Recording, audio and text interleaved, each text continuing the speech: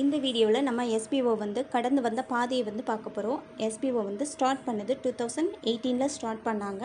அதுக்கப்புறமா வந்து ஸ்டார்டிங்கில் வந்து பிளான்லாம் ஃபெயில்ட் ஆயிடுச்சு. அதுக்கப்புறமா 2020 வந்து ரீஓப்பன் பண்ணாங்க. அதுக்கப்புறம் டெக்னிக்கல் இஷ்யூ ஆச்சு.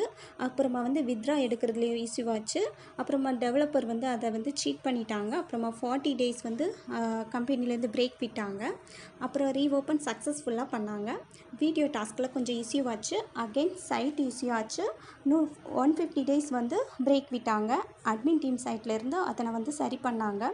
சக்ஸஸ்ஃபுல்லாக சைட்டு ரெடி ஆச்சு. அப்புறமா எஸ்பிஓ வந்து ரீஓப்பன் சக்ஸஸ்ஃபுல்லாக ரன் ஆச்சு.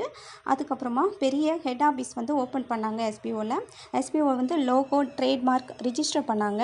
எஸ்பிஓலேருந்து ஜிஎஸ்டி இன்வாய்ஸ் ப்ரொவைட் பண்ணாங்க. காப்பிரைட்டும் கிளைம் பண்ணியிருந்தாங்க.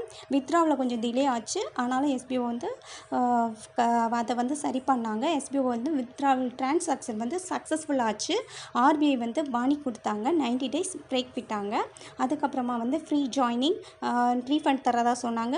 ரெஃபரல் நோ அப்படின்னு சொல்லியிருக்காங்க. எஸ்பிஓ வந்து ப்ரைவேட் லிமிட்டடாக February 15 வந்து ஆச்சு. March 8 வந்து